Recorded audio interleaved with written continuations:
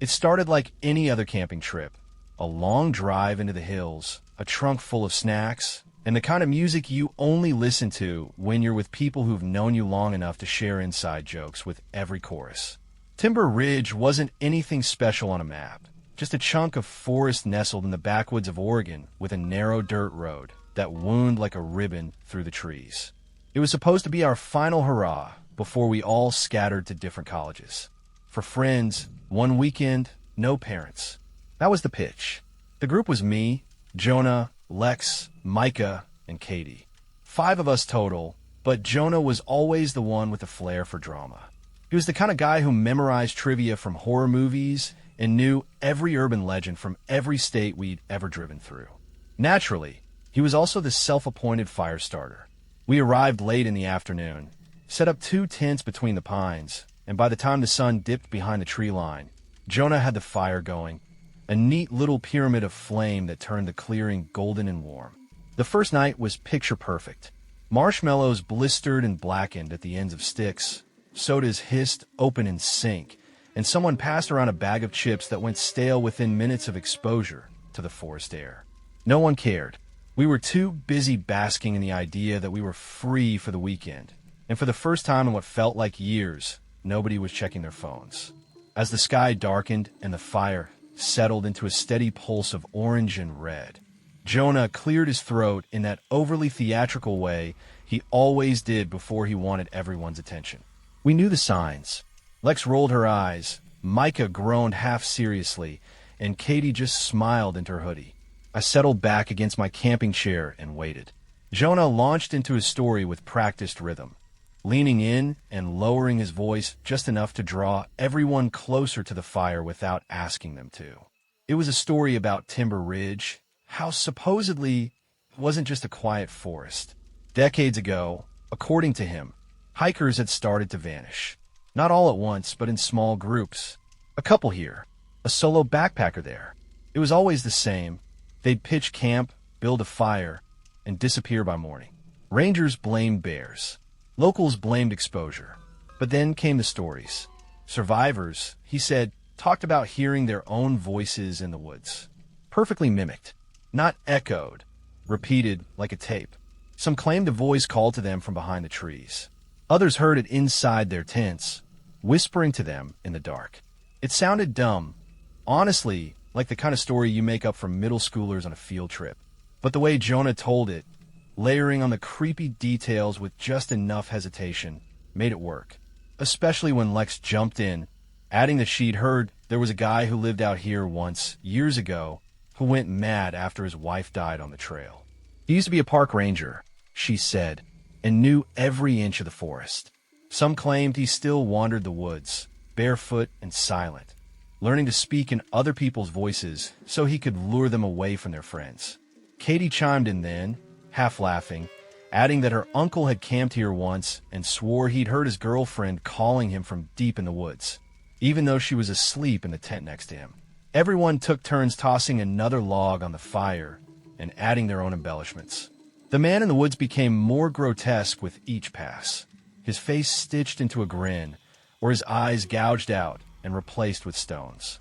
By the time we'd finished, he was a full-blown forest cryptid, a shapeshifter, a mimic, a killer who only came out when campers strayed too far from the fire.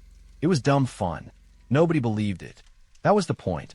Eventually, the conversation faded into silence, the way it always does when the heat of the fire and the weight of the day start to settle in your bones. Someone yawned. Someone else stretched and muttered something about calling it. One by one, we peeled off to our tents. I was bunking with Micah, who was already half asleep by the time I climbed inside. He muttered something about Jonah being a nutcase, turned over, and started snoring almost immediately. But I couldn't sleep. I laid there, listening to the sounds of the forest. The breeze in the trees, the rhythmic chirping of insects, the occasional crack from the fire outside as another log split under the heat. I thought about the story we'd made up, how the Mimic Man or whatever we'd invented only came out when the fire started to die. I turned over, stared at the nylon wall of the tent, and tried to laugh at myself. Then I heard it. A voice. My voice. Outside. I froze, heart hammering in my chest. At first, I thought it was an echo. Maybe someone left a video playing on their phone, or Jonah was messing around. But the words I heard weren't random. They were the story. Our story, told in the same order, the same phrasing, the same pauses, word for word. I lay perfectly still, listening. The voice continued, smooth and deliberate, like it was reading from script. I remembered the parts we'd improvised, the stupid detail about the man stitching his lips closed, the part where Lex joked that he only targeted people who didn't believe in ghosts. I heard every line repeated, in my voice. I thought about waking Micah, but something told me not to move, not to make a sound. The fire was still going. I could see its flickering glow through the tent wall, dancing softly like it had when we'd left it. But there were no shadows moving across the nylon. No silhouettes. No laughter. Just a voice. Steady, calm, and undeniably mine. It went on for maybe 10 minutes, reciting every line we'd thrown into the flames like it was building something out of our words. And when it reached the end, when I expected it to stop, it didn't. It started over. Same cadence. Same rhythm. The exact same story. Only now, the voice didn't sound quite like mine. Just slightly off. Like it was trying to be me, but hadn't quite figured it out. The whisper of nylon against fingertips sounded louder than it should have in the quiet of the night. Carefully, I unzipped the tent just enough to create a narrow slit, one eye peeking through the gap. The fire outside was still alive, not flickering in its last gasps, but glowing steady bright. Almost too steady. The logs hadn't collapsed, and the flames didn't crack or spit. They just danced in place, licking the air with a kind of hypnotic grace. But the clearing was empty. The log benches we dragged over were still there, perfectly arranged in a semicircle, but no one sat around them. Not even a jacket draped over the back of a chair, no forgotten cup, no crumpled snack bag. Just absence. And yet, the voice continued, calmly, confidently, weaving its tail into the firelight. It was me. I knew it. Not just my words, but my rhythm, my tone, even the way I cleared my throat before the second half of the story. I was listening to a version of myself perform the exact same story we'd all cobbled together. The same stupid invented legend. Only now it felt rehearsed. I leaned in closer, trying to see more of the clearing. The moment my face passed the threshold of the tent, the voice cut off. Like someone had pressed pause on a recording. The fire kept burning, indifferent. Nothing else changed. Just silence. I waited. Nothing. Then I slowly pulled back into the tent, the fabric brushing against my arm again as I closed the gap. And it started again. Same line. Same delivery. Same me. I repeated the motion, inching forward, holding my breath, and, again, silence. It was like the voice only performed when I wasn't watching. Back inside, I sat frozen in place. My heart thudded in my ears, almost in rhythm with the sentences rolling from the voice outside. It wasn't random noise. It wasn't wind. It was structure, storytelling. Something was speaking through me, or as me. I felt nausea coil in my gut, that slow, acidic churn that tells you something is wrong not just with the world, but with reality itself. Eventually, I nudged Micah awake, whispering his name like a question. He stirred, groggy, pulling his sleeping bag over his head. I told him something wasn't right, tried to explain what I'd heard, that I was outside, talking. The words didn't come out right, too frantic, too jumbled. He muttered something dismissive, too sleepy to engage. I watched him roll back over, his breath already deepening. I should have shaken him harder, forced him to listen, but a part of me didn't want anyone else to hear it. Not because I was scared for them, but because I didn't want to confirm it was real. I lay back down, but sleep was impossible. The voice outside didn't stop. It just kept repeating, word for word. The same invented ghost story, looped perfectly. Each repetition somehow more convincing than the last. I counted 4 cycles, then 5. At some point, I stopped keeping track. The fire never dimmed. When sunlight finally leaked through the trees, washing the tent in gray gold, I sat up with a pounding head and burning eyes. The voice had stopped sometime before dawn, but the silence it left behind felt just as unnatural. Outside, the world looked like nothing had happened. Everyone else had emerged already, stretching yawning, groaning about sore backs and cold air. Jonah made a crack about the fire burning all night. Apparently, someone forgot to douse it. No one mentioned hearing anything strange. No one looked tired. They all acted like it had been the chill, ordinary first night of any camping trip. I didn't say much during breakfast. Just picked at a granola bar and watched the others joke and shove each other around like normal. Every smile, every laugh felt slightly out of sync to me, like a show with the audio lagging behind the video. Eventually, I pulled out my phone. I'd forgotten about the video. At some point during Jonah's original telling of the story, I'd set my phone on a nearby rock and hit record, thinking we might want to laugh at it later. I hadn't touched it since. The file was there, but when I tapped it, the screen glitched for a second. It took longer than normal to load. When it finally played, the video was warped. Lines crawled across the screen like an old VHS tape, the colors flickering and bending at the edges. The fire was there, glowing bright, and I could see all 5 of us huddled around it. But the audio, it wasn't Jonah speaking.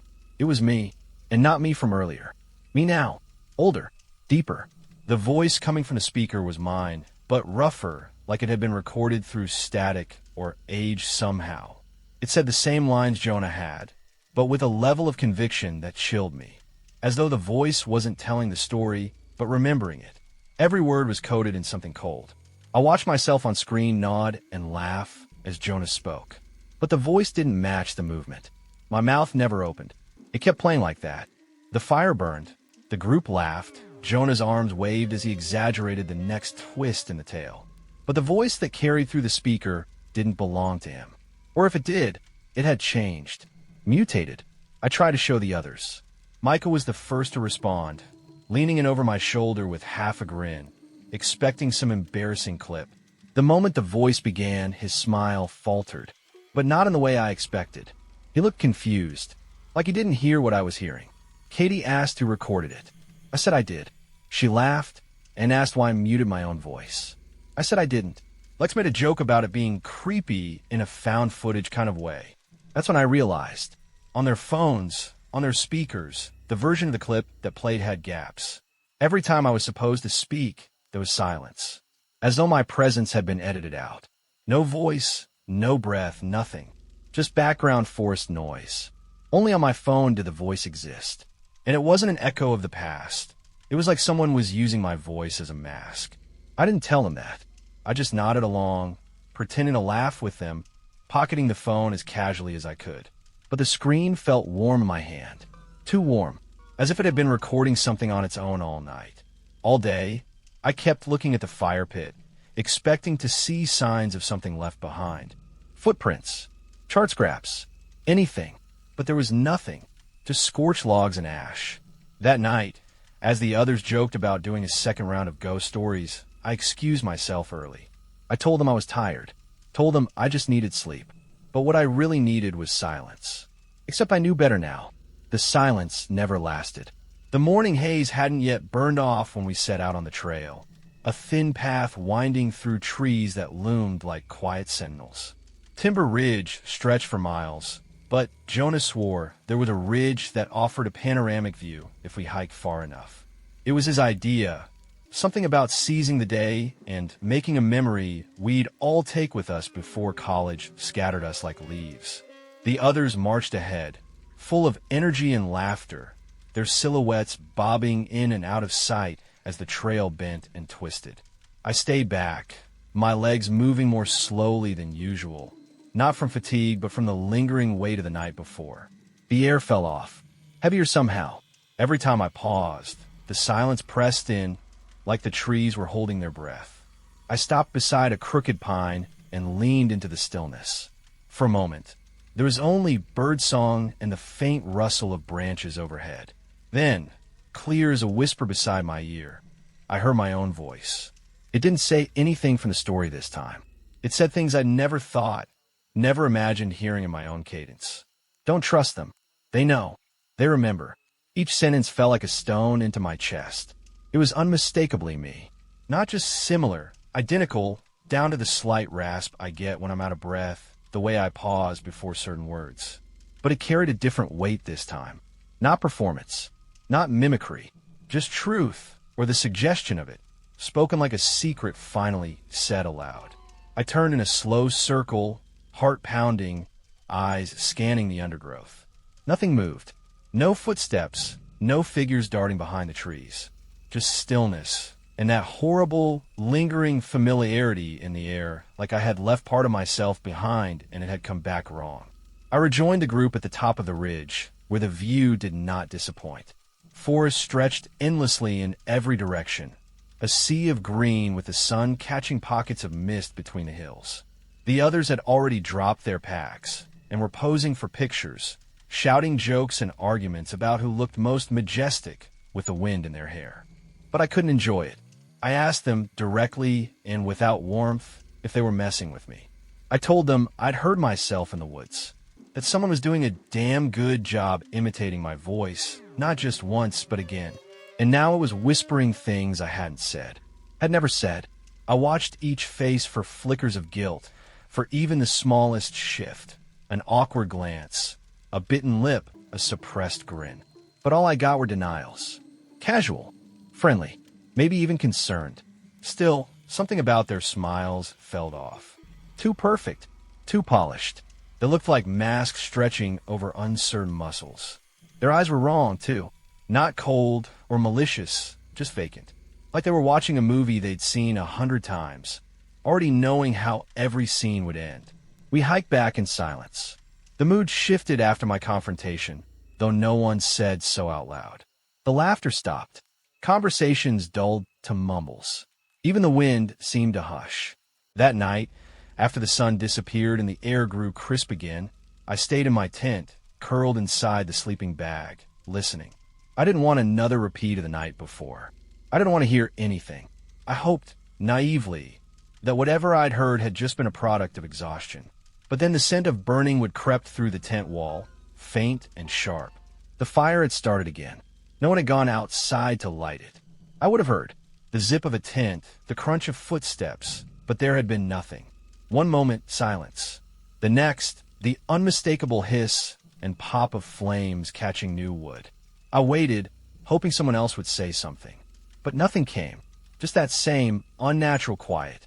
I stepped out slowly, feeling the night wrap around me. The fire burned bright, too bright. The logs looked untouched, unblackened, as if they had never burned before, yet the flames climbed them like they had history. One by one, I asked the others who lit it. One by one, each gave the same answer. We thought you did it. Every word delivered with the same cadence. Same inflection. No hesitation, no obedience. A line rehearsed and recited with dead-eyed calm. My stomach nodded. I forced a laugh, tried to brush it off. Maybe it was a prank, a shared joke I hadn't been letting on. But the unease it left behind settled into my bones like a second skin. Later, when the others retired for the night, I pretended to sleep. I waited, breathing slow and steady, until the shuffling of bodies in nylon bags quieted. Then I slid out of the tent and crept toward the clearing. The fire was still going, casting long shadows across the trees. And they were there, all four of them, sitting perfectly still around the fire. No movement, no conversation, just the soft rise and fall of their chests. Their heads tilted slightly toward the flames. Whispers danced on the air, just below the threshold of understanding. At first, it sounded like gibberish, but as I got closer, the words began to take shape. They weren't speaking sentences, they were repeating fragments. The same phrases looped endlessly, in sync with one another. I strained to hear more, but the words blurred together like static. They weren't meant to be understood, just heard. None of them turned to look at me. I approached Jonah first. He was closest to the edge, his back to me, his body locked in that strange, rigid posture. I reached out and shook his shoulder. He collapsed sideways without resistance, folding in on himself like a discarded blanket. There was no weight to him. No tensión. No breath. I crouched beside him, heart clawing at my ribs, and touched his side. The body felt wrong. Soft. Empty. Like a costume filled with air that had just leaked out. The skin caved in under the pressure of my fingers, and I recoiled. I turned to the others. Still seated, still whispering, still unmoving. I didn't touch them. I didn't have to. Something deep inside me already knew what I'd find. They weren't my friends anymore. They weren't anyone. Just shapes around a fire that was never supposed to light itself. I backed away, inch by inch, afraid that if I ran, the spell, or whatever this was, would break and something worse would begin. The flames crackled cheerfully behind me, as if nothing had changed at all, as if they hadn't changed. But I had, and I wasn't sure I was going to make it to morning. Branches clawed at my arms and face as I pushed through the undergrowth, not caring where I was going, only that it was away. The firelight had already vanished behind me, swallowed by the dark mass of trees. Cold air tore at my lungs. I didn't stop running. I couldn't. Behind me, voices called out, cheerful, familiar, but wrong. They said my name with too much warmth, too much certainty. First one voice, then two, then all of them. Jonah, Katie, Lex, Micah, all overlapping, echoing off trunks and stones, coming from every direction at once. Each voice slightly off in pitch, like they were being played back on warp tape. They laughed sometimes. Other times they simply repeated my name again and again until it lost meaning entirely. I ran harder. Somewhere deep in the woods, I lost the trail. The dirt path gave way to tangled roots and uneven ground, and I nearly fell more than once. My breath was rachet, my legs othing. Then, through the tangle of trees, something unnatural broke the landscape, a shape too square to be forest-born. I stumbled toward it. The structure was small, barely larger than a shed. Its wooden slats faded to gray. Moss bloomed from every crack. The roof had partially collapsed, and the door hung open like a crooked jaw. One of the windows was shattered, the remaining glass catching faint starlight.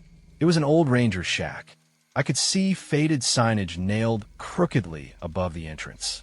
Letters eaten by time. No part of me wanted to go inside, but instinct told me it was the only place to go. Maybe the only place left. Inside, dust hung in the air like smoke. The walls were covered in torn maps and rusted tools. But it was the far wall that stopped me cold. Scratched into the wood, over and over in frantic slashes, were 5 words. Don't listen to him. He's not you. The sentence was written hundreds of times, layered over itself, like someone had kept carving it long after they should have stopped. Some of the scratches were so deep they had splintered through the wood entirely.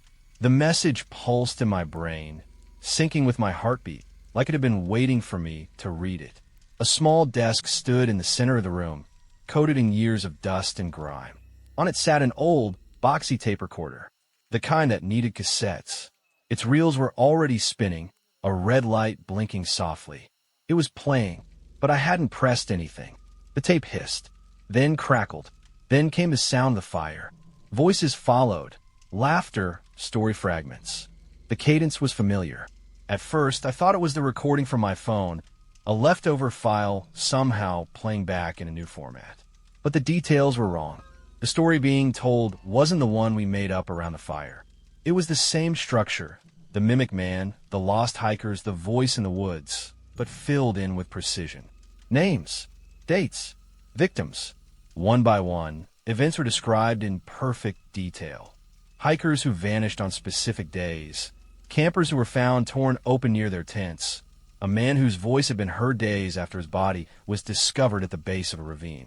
We never invented these things, but we were telling them. Our voices. Jonah started, just like he had around the fire. Then Lex picked up the thread. Then Katie. Then Micah.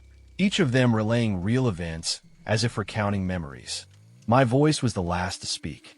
I didn't remember saying any of it. But there it was, crisp and certain, recounting a 1993 case where a couple had gone missing after reporting strange voices outside their cabin.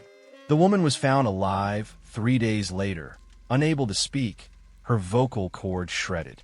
The man's body was never recovered. The voice continued. More stories, more deaths, all told in that eerily familiar tone. Confident, calm, like we were narrating a documentary we'd all seen 100 times.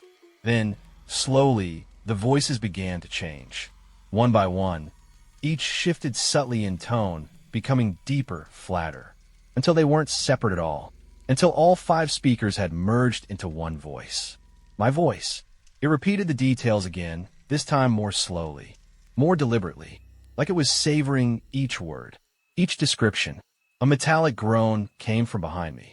I turned instinctively, half expecting to see one of them standing in the doorway. But there was nothing, just the empty dark. Still, the air had changed. Heavier now, the way a room feels just after someone enters, even if you don't hear the door open. The tape kept playing. My voice kept talking. I backed away from the desk, one step at a time, until I felt the wall behind me. My fingers brushed something cold. A cracked mirror hanging crookedly beside a rack of old keys and a warped first aid box. Its glass was fractured, spiderwebbed with age. I didn't want to look. I tried not to, but I did, and I saw myself, standing where I stood, face pale, clothes torn from the forest, hands trembling. Only my reflection was moving. Its lips parted slightly, whispering. I didn't speak, but in the glass my reflection did. Its mouth moved slowly, forming words I couldn't hear, or maybe refused to hear. The shape of them was familiar, like something I'd said before, or would say again. Then the whispering stopped, and it smiled, just barely. A thin, knowing curve of the lips. Not wide, not cruel, just certain. Behind me, the tape recorder clicked off, and the cabin went silent. It was never a story. The forest felt quieter on the way back. Not peaceful, just drained, like whatever had been hiding in the trees no longer needed to. By the time the first edge of dawn began smearing light across the sky, the woods had lost their depth. Every tree felt too still. The air carried no birdsong. It was as if the forest itself was holding its breath, waiting to see what I would do now. The cabin had disappeared behind me. I hadn't looked back. I didn't want to see if the reflection had stayed behind the mirror or if it had followed. I reached the edge of the campsite, just as the first sunlight bled through the clouds. Everything was there. The tents were upright. The gear was undisturbed. The logs around the fire pit had been pushed into a neater semicircle than before. And my friends were there, all 4 of them, laughing, stretching, passing a bag of cereal between them. Alive, whole, normal. Jonah waved. Katie smiled through a mouthful of dry granola. Micah made a joke about my clothes, or maybe about my face. I couldn't hear it clearly. Lex called my name, her voice sweet and casual, like nothing had happened at all. They were perfect, too perfect, like an old photograph posed by people pretending not to pose. I didn't speak. I didn't ask questions. I just gathered what little I had and told them I was heading out early. No sleep, I said. Not feeling well, I said. Their faces barely changed. Just slow nods, casual understanding. No argument. No insistence to stay. I left them there, in the clearing, in the morning light that still didn't quite feel real. The hike down the ridge was long and steep, but my legs moved on instinct. I didn't stop, didn't drink, didn't rest. The trail stretched out in front of me like it was trying to get me gone faster than I could move. Then came the voices. They started faintly, just above the rustle of wind and the crunch of my boots on gravel. The first one sounded like Katie, light, teasing, calling out for me to wait up. Then Lex joined in, her tone a little more serious, saying something I couldn't quite make out. Jonah's voice followed, layered under the others, too deep and echoing strangely. Micah laughed. Not his usual laugh, but something hollow, dragging like an echo. They were all calling to me. But when I turned around, the trail was empty. No one followed. Just trees. And behind them, far in the distance, tucked between branches where the slope curved out of view, I could see it. The fire, still burning. Its light flickered unnaturally bright in the daylight. The smoke drifted straight up into the sky, unmoved by wind. It shouldn't have been burning at all. There was no fuel left. No one attended. And yet there it was. I turned back and kept walking. Faster now. The trail narrowed into switchbacks. I lost the voices for a while, though I couldn't say if that was a relief or just a temporary reprieve. At some point, the sound of my own breathing became too loud, too sharp. It didn't match my footsteps. It didn't even feel like mine. But I made it. Eventually, I saw it. The parking area, faded gravel and cracked asphalt. my car sitting alone under a thick canopy of overgrowth. The morning light seemed to stall just above it, casting long, cool shadows across the hood. My legs nearly buckled at the sight. I climbed in, heart hammering like it was still trying to catch up from whatever I'd left behind. The keys were already in the ignition. I didn't remember leaving them there. The engine turned over on the first try. That simple sound nearly made me cry. For the first time in what felt like days, something worked the way it was supposed to. But then the radio came on. I hadn't touched the dial. The screen didn't show a station, just flickering lines and a low hiss of static. Then, from the speakers, a voice began to speak. Not a voice. My voice. Telling a story. The same mimic man. The same campers. The same invented legend we had made up in the dark. Only this time, it wasn't a story. The delivery had changed. The words weren't playful or theatrical. They were steady, precise. There were no interruptions, no laughter, no friends chiming in to add silly details. Just me, recounting the tale, but not like I was telling it for the first time, like I was remembering it. The radio crackled again, and the voice deepened slightly, as if it were moving further away or deeper into something I couldn't follow. It described events I didn't remember speaking, real incidents like the ones on the tape in the shack. Murders, disappearances, places and names that felt too specific to be fiction. Yet somehow, the voice made them sound intimate, like diary entries read aloud. Familiar. I stared ahead, refusing to look down at the controls.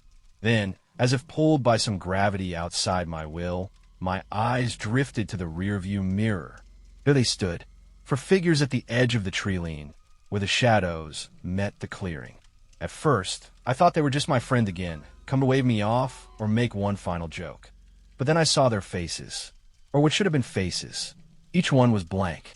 Smooth skin stretched over where eyes, noses, mouths should be. Except for the mouths. They were the only thing there, moving in perfect sync, wide, soundless, speaking words I couldn't hear but already knew. My name, over and over, calling me back.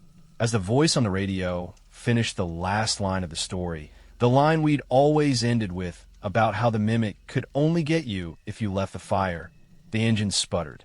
The world went silent, and everything went black. The next morning, a pair of park rangers found the car, sitting empty in the lot. The doors were unlocked. No sign of a struggle, just a faint scent of smoke hanging in the air, too strong for a vehicle that hadn't been driven recently. Further up the ridge, back at the old campsite, they found the fire pit still warm. And in the ashes, 5 forms. Charred, twisted, impossible to identify. All but one.